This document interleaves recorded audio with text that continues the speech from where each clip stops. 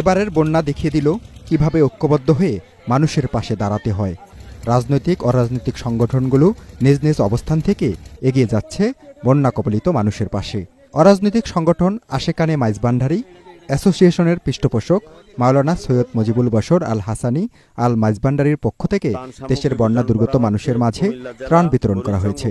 গত রোববার থেকে শুক্রবার পর্যন্ত চট্টগ্রাম, নোয়াখালী, ফেনী, লক্ষ্মীপুর জেলাসহ কুমিল্লা টাউন হল মোড়ে বৈষম্যবিরোধী ছাত্র আন্দোলনের সমন্বয়কদের মাধ্যমে বিতরণের জন্য ত্রাণ সামগ্রী হস্তান্তর করা হয়। কুমিল্লা জেলার বুড়িচংয়ে বন্যা কবলিত মানুষের মাঝে খাদ্য সামগ্রী ও প্রয়োজনীয় ওষুধ সম্বলিত প্যাকেট বিতরণ করা হয়। মাওলানা সৈয়দ মুজিবুল বশর আল হাসানি আল মাইজভান্ডারী বন্যা দুর্গতদের হাতে এসব উপহার সামগ্রী তুলে দেন। মিজান শাহজাহান, এটিএন বাংলা।